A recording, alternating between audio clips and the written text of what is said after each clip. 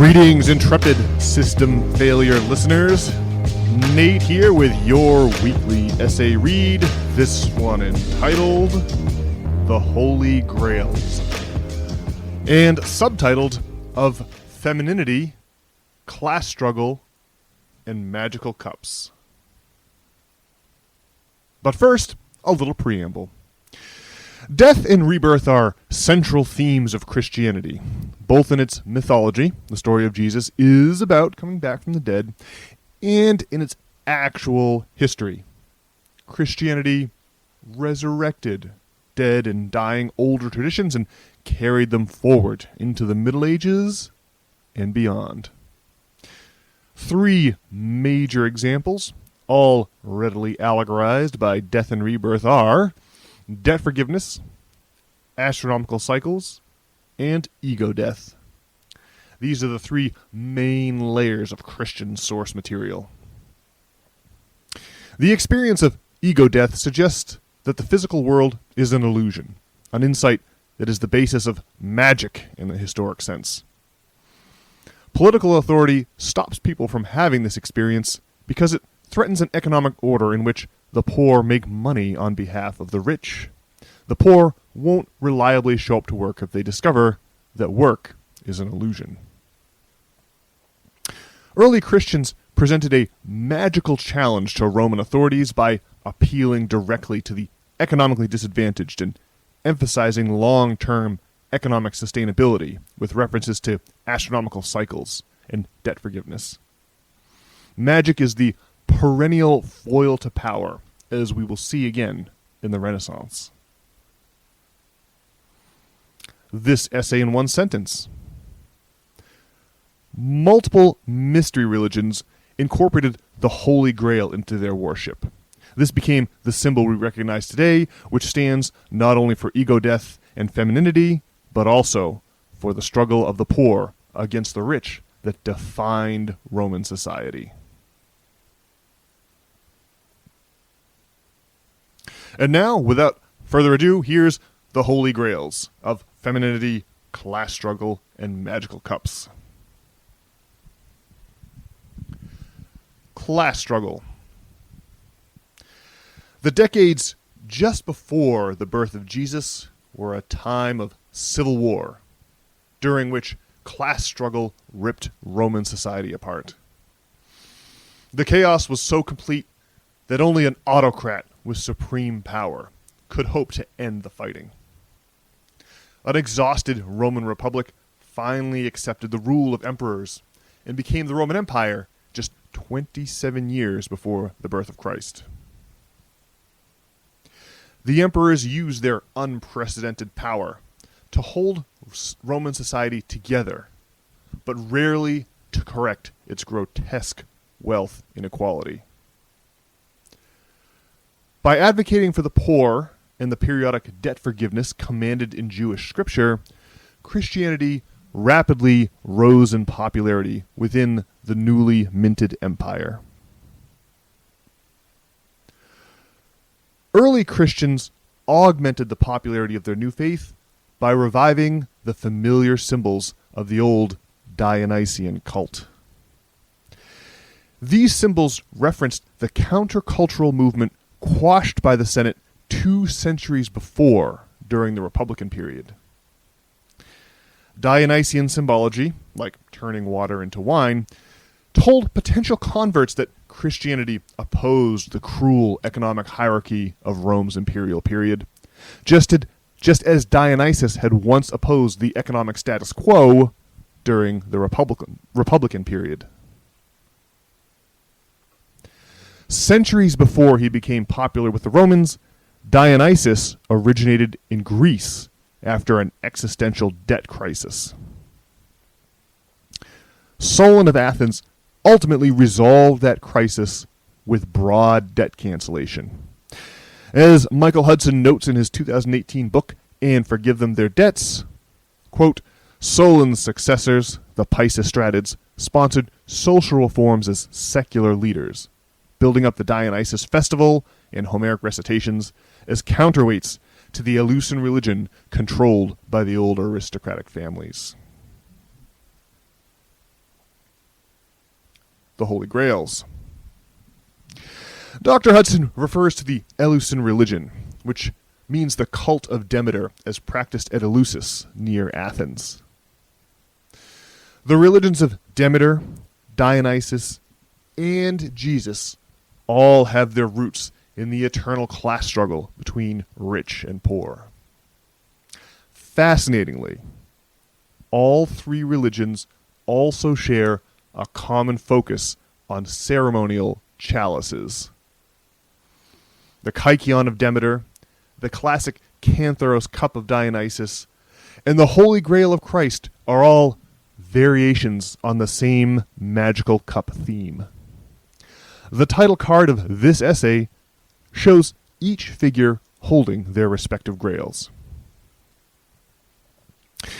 The connection between class struggle and magical cups lies in their psychedelic contents. Recent archaeobotanical evidence strongly suggests that the mystical experiences had at Eleusis resulted from ergot mixed into the kykion. Dioscorides, a contemporary of Jesus, devoted 1/5 of his famous pharmacopoeia to the various psychoactive ingredients combined with wine, revealing the ubiquity of spiked wine in his time. Direct evidence of psychoactive compounds in early Christianity remains elusive. However, the fact that early Christians borrowed so heavily from existing traditions of theophagy, or God-eating, makes it extremely unlikely that they would have omitted the active ingredients from their new Christian Eucharist. Ego death. States have a long history of banning certain drugs as contraband while sanctioning others as medicine. Public health concerns are the perennial pretext, but political convenience is always the real motive. In the particular case of psychedelic compounds like ergot, states have a powerful incentive to crack down on their use. That's because at high enough doses, psychedelic compounds cause an experience called ego death. This term refers to a loss of the sensation of being an individual. The ego is simply the reflection of the physical body in the mirror of consciousness. The experience of ego death suggests that reality is an illusion. It dissolves the sense of a separate self, revealing that the boundaries between self and world, or subject and object, are mental constructs rather than inherent features of existence. The ego organizes experience. Without it, time, space, and identity lose their usual coherence, and the mind directly perceives reality as a fluid, interconnected field, more like a dream or a projection than a fixed external world. The ruling classes perceive ego death as an economic threat. They don't want their subjects waking up to the fact that reality is an illusion. They'd much rather we all wake up and report to work, where we make them money. People who realize their crummy job is an illusion do not make for reliable employees. That's why the authorities have a powerful economic incentive to ban drugs that induce ego death. Femininity. Femininity is a recurring theme in the worship of Demeter, Dionysus, and Jesus. The temple of Demeter at Eleusis was run exclusively by priestesses who passed down the secret recipe for brewing the kykion from generation to generation. The cult of Dionysus' followers was primarily made up of women called maenads. And at the time the Roman Senate cracked down on it, the cult was led by a woman named Paculia Annia. Christians still pray to the figure of Mary almost as often as they address her son. Along with class struggle and ego death, femininity is another central theme uniting these three religions. The mystery religions of the ancient Mediterranean theater all involved the consumption of the god's flesh or blood served in a ceremonial chalice. In reality, these sacred vessels contained psychedelic drugs that revealed both the self and reality to be illusions. The dissolution of ego induced by these drugs feels like a death and a rebirth. And because women experience childbirth, femininity has long symbolized birth, death, and renewal. Along with magical cups, femininity also became a symbol of these underground mystery religions that flouted authority. Though he failed to connect femininity and ego death, author Dan Brown popularized the ancient symbological connection between femininity and the Holy Grail in his 2004 book, The Da Vinci Code. In that book, the Holy Grail represents the person of Mary Magdalene, wife of Jesus, who was pregnant at the time of the crucifixion. She's the vessel that holds the bloodline of Jesus Christ in this interpretation. In Brown's tale, Mary is symbolized by a sacred chalice because the child she carried threatened early church fathers, who feared that Christ's descendants might take control of the early Christian church from them. So, they denied Mary's relationship with Jesus and associated her instead with the prostitute from Luke chapter 7.